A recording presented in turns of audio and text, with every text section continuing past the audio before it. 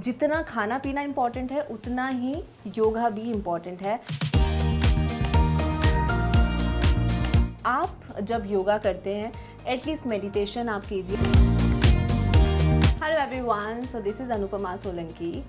आप सब जानते हैं कि एज एन एक्टर आपने मुझे कितना ज़्यादा प्यार दिया है जिसकी लिमिट नहीं है, लेकिन आज हम इस टॉपिक के बारे में बिल्कुल नहीं बात करेंगे। आज हम करेंगे फ़िटनेस के बारे में बात, जो कि हमारी लाइफ का एक बहुत इम्पॉर्टेंट हिस्सा होना चाहिए, क्योंकि फ़िटनेस है तो सब कुछ है। आपकी बॉडी है, आपका मेंटल हेल्थ कितनी ज़रूरी है इस बारे में तो आजकल बच्चा भी जानता है, क्योंकि पहले तो ये चीज़ें खुल के बातें नहीं होती थी, लेकिन अब तो स्ट्रेटली बोल दिया जाता है कि हमें क्या क्या प्रॉब्लम्स हैं। तो योगा जो है वो हमारी लाइफ का जितना खाना पीना इम्पॉर्टेंट है उतना ही योगा भी इम्पॉर्टेंट है। इट्स नॉट अबाउट कि आपको क्लास में ही जाना पड़ेगा। आप आराम से घर पे बैठ के यूट्यूब चला के, आजकल तो यूट्यूब में क्या नहीं है, आप सब कुछ देख सकते हैं। तो आप वहाँ पर चला के घर में बैठ के एटलीस्ट अगर आप, क्योंकि जानते हैं कि योगा जब आप करते हैं तो आपको आलस आता है, नींद आती है, बहुत चीज़ें होती हैं जो शुरुआत में मेरे साथ भी होता था, लेकिन अगर आप आपकी लाइफस्टाइल में वो जोड़ लेंगे तो आपका वो धीरे धीरे आप कंटिन्यूटी हो जाएगी उस चीज़ की। तो आप जब योगा करते हैं एटलीस्ट मेडिटेशन आप कीजिए। अगर आप धीरे धीरे एक चीज़ को लेवल अप करते जाएंगे तो वो आपके रूटीन में शामिल होता जाएगा। जैसे मेरा मेन रहता है कि मैं 1 आवर मिनिमम वॉक करती हूँ डेली आफ्टर लंच, या आफ्टर मेन होता है आफ्टर डिनर, क्योंकि मैं तो पहले 8-9 बजे भी खाती थी, लेकिन अब जब देख रहे हैं कि इतनी सारी चीज़ें चल रही हैं तो 7 बजे मैक्स मैं खा लेती हूँ। उसके बाद मैं 1-1.5 घंटा वॉक करती हूँ, चाहे योगा हो या ना हो, लेकिन वॉक ज़रूरी है। तो ये इस तरह से मेरे टाइम की शुरुआत होती है। तो अभी मैं मेडिटेशन, योगा और अपने माइंड को रिलैक्स करने के लिए क्या क्या करने वाली हूँ और क्या क्या करना चाहिए आपको भी, तो ये आज हम इसी बारे में बात करेंगे और वही मैं आपको दिखाऊंगी।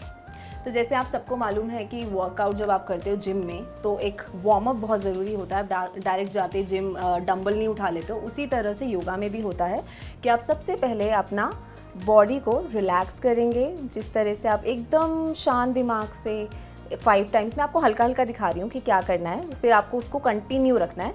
तो हम लोगों ने पहले बॉडी ऐसे स्ट्रेच किया, क्योंकि बॉडी स्ट्रेच भी बहुत ज़रूरी है।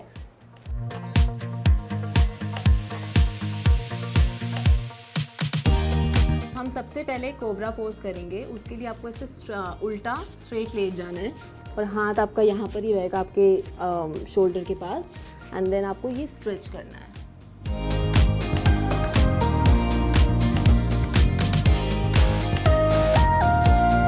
जैसे मैंने आपको दिखाया ये कोबरा पोज है, और इसके फ़ायदे आपको बॉडी जब आप करोगे तो ही आपको पता चलेगा कि आपकी बैक लिफ्ट के लिए कितना ज़रूरी है। जब आप ऐसे पुश करते हो तो आपके इस पोर्शन पे ज़ोर पड़ता है, तो आपकी जो बोन है उसमें ज़्यादा फ़ायदा मिलेगा और एक जो माइंड को रिलैक्सेशन मिलता है।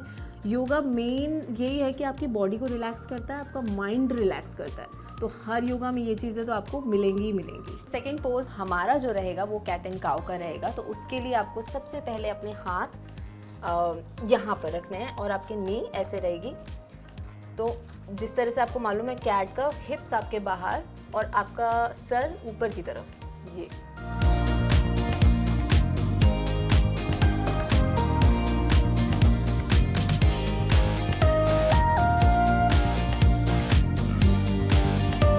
सबसे इम्पॉर्टेंट है स्पाइन के लिए, जिसको बहुत सारी बैक से रिलेटेड प्रॉब्लम होती है, स्पाइन से रिलेटेड होती है, L4 L5 जो बोला जाता है, उसके लिए सबसे ज़्यादा बेनिफिट है। तो ये आप लोग के लिए रामबाण वाला काम करेगा। काफ़ी लोग मना करते हैं, लेकिन आप लोग कीजिए, क्योंकि ये आप जब करेंगे तो आपको खुद ही फील होगा कि आपके बैक पे प्रेशर पड़ रहा है। तो दैट मीन्स वो आपको कंटिन्यूसली धीरे धीरे आप जब नहीं किया है तो धीरे धीरे स्टार्ट करेंगे तो वो आपके रूटीन में आ जाएगा।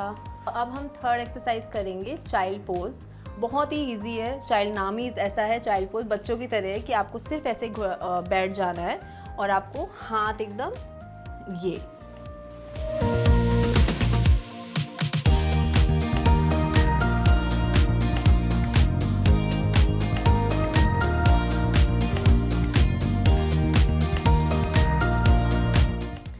तो ये है चाइल्ड पोज, और ये भी स्पाइन के लिए बहुत ज़रूरी है क्योंकि जो भी आपकी बैक से रिलेटेड सारे योगा पोजेस बैक से रिलेटेड होते ही हैं, लेकिन आपको देखना पड़ेगा कि उसमें स्पाइन के लिए कौन कौन से हैं, क्योंकि स्पाइन बहुत ही मेजर इशू है। आप उसमें कोई भी ऐसी वैसी एक्सरसाइज नहीं कर सकते हैं। तो जो पता हो, जिसकी कंफर्मेशन हो, वही आप करें। तो ये स्पाइन के लिए है, और जो मैंने आपको पहले दिखाया काउ पोज, कैट पोज, वो भी आपके लिए है।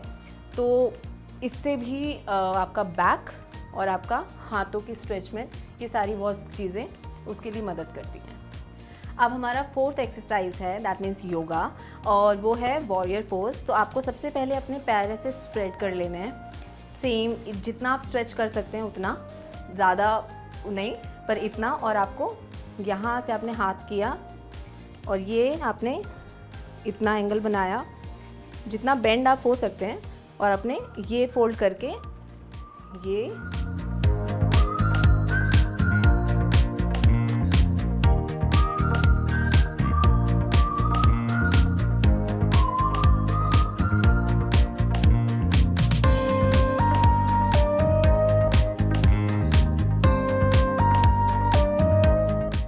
जैसा अभी आपने देखा कि ये था वॉरियर पोज़। और वॉरियर पोज़ तो आजकल लड़कियों के लिए बहुत ज़्यादा ज़रूरी हो गया है। आजकल तो हर जगह आप देख ही रहे हैं क्या चल रहा है। तो अपने लिए आवाज़ उठाना, सिर्फ पढ़ाई लिखाई ही ज़रूरी नहीं है। अपने लिए गलत है तो गलत बोलना, सही है तो उसके लिए भी बोलना, सारी चीज़ें गलत पे तो आपको आवाज़ उठानी ही उठानी है। तो जो वॉरियर लड़कियाँ बनना चाहती हैं और जो किसी वजह से चुप रहती हैं, वो नहीं होना चाहिए। अपने लिए आवाज़ उठाइए, और जो सही है वो सही है। तो अब हमारा 5th पोज है, योगा है, वो है बटरफ्लाई, जो कि हमारे, मैं आपको पहले करके दिखाती हूँ कि आपको अपने पैर इस तरह से रखने हैं।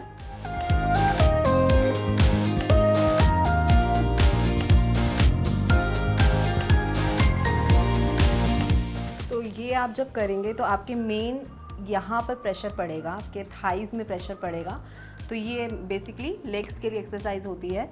तो मैंने आपको बहुत बेसिक 5 तरह के योगा बताए हैं कि आपको ये सबसे आसान, सबसे इजी, ये मैंने इसलिए बताया ताकि जो लोग बिल्कुल नहीं करते हैं वो इस तरह से शुरुआत करेंगे, तो आपको धीरे धीरे उसके रिजल्ट भी मिलेंगे और आपको मज़ा भी आने लगेगा। तो आप योगा को एक एंजॉय की तरह करेंगे, तो आप फिर धीरे धीरे आप अपना स्टेप बढ़ाइए। तो जैसे अभी आपने देखा कि मैंने आपको जो योगा बताए हैं वो बॉडी से रिलेटेड हो गए, स्पाइन के लिए, हाथ के लिए, पैर के लिए, स्ट्रेचिंग हो गई, सारा बॉडी का वर्कआउट हो गया। अब जो मैं बात करने वाली हूँ वो है आपका मेंटल हेल्थ के लिए।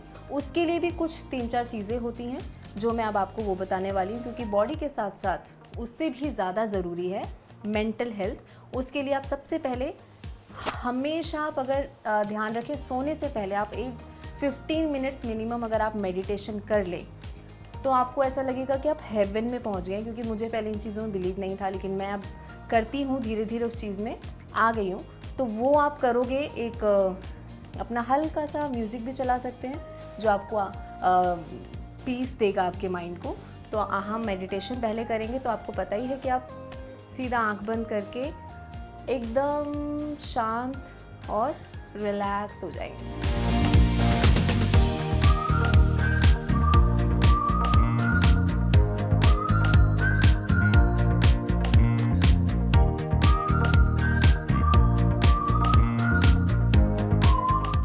मैंने आपको सिर्फ एक छोटा सा हिस्सा दिखाया है, ऐसे ही आप 15 मिनट्स इसको कीजिए और सब कुछ दिमाग से निकाल दीजिए। आई नो कि बहुत सारी चीज़ें दिमाग में चलती हैं, धीरे धीरे आप करेंगे एक चीज़ को फोकस करके तो आपका वो हैबिचुअल हो जाओगे।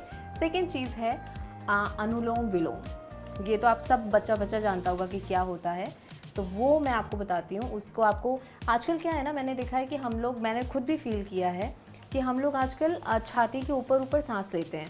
बेसिकली हमें सांस लेना चाहिए पेट से, बहुत डीप ब्रीथ जिसको बोलते हैं, वो आपको करना चाहिए, ताकि जब आप वो करोगे ना डीप ब्रीथिंग, आपको पूरा रोम रोम खिल जाता है। सिर्फ एक ऊपर जो हम लोग लेते हैं ना नॉर्मली सांस, हाँ वो नहीं, जब आप पेट से लोगे सांस तो आपको बहुत अच्छा लगेगा, सुकून मिलेगा। तो सबसे पहले हम लोग करेंगे अनुलोम विलोम।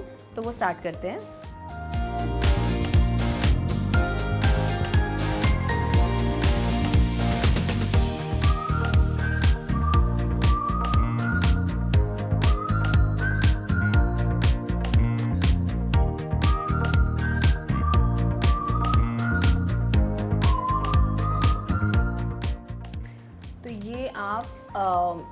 10 to 15 टाइम कीजिए। आपका अगर पार्क है घर के पास तो आप वहाँ जाके कीजिए। ग्रीनरी के बीच में अगर आप करेंगे ना तो वो एक अलग हेवन होगा, आपको पीस मिलेगा। चिड़िया की छोटी छोटी आवाज़ें सुनाई देंगी, बहुत सारी चीज़ें। मैं अपने घर में जब करती हूँ तो मैं बुद्धा जी पानी वाटरफॉल का साउंड मुझे बहुत पसंद है, तो मैं उस तरह से, ताकि मेरे माइंड, मेरे मेंटल हेल्थ में जो जो चीज़ें मुझे सुकून देती हैं वो मैं ज़्यादातर करना पसंद करती हूँ। तो मैं वाटरफॉल की आवाज़ मुझे सुनना पसंद है, तो उस तरह से मैं करती हूँ।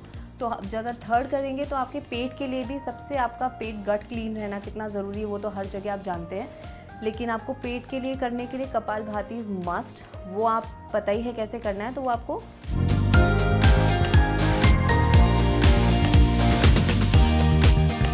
अब हम लोग करेंगे ओमकार। ओमकार जैसे आपको मालूम है कि ओम शब्द का प्रयोग किया जाता है, और किस तरह से होता है वो मैं आपको दिखा देती हूँ। आंखें बंद करके और ज़ोर से आप जितने आवाज़ें बोलें, लेकिन मेन जब ओम बोलते हैं तो वो पेट पे फ़र्क पड़ना चाहिए लास्ट में तो ये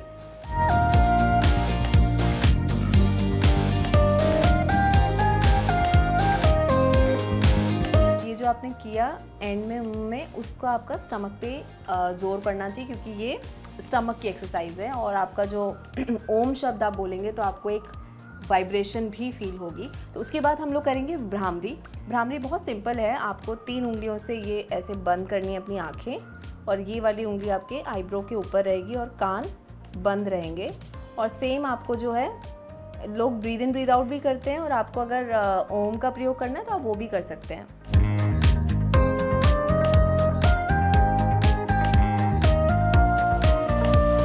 तो जब आप ये ओम का, आप जब अपने कान बंद करते हैं उसका आपके ना अंदर ही आपको एक वाइब्रेशन फील होगी, बहुत ही ऐसे साउंड जैसे एक गुफा में बंद होते हैं ना, तो वो टाइप का आपको फील आएगा। तो ये मैंने आपको दिखाया है, ये मेंटल हेल्थ के लिए बहुत ज़रूरी है। मेडिटेशन हो गया, अनुलोम विलोम हो गया, ये चीज़ें आपके लिए इम्पॉर्टेंट हैं। जो मैंने पहले आपको बताया है वो बॉडी से रिलेटेड है, तो ये दोनों को मिलाएंगे तो फिर वो रामबाण बन ही जाएगा।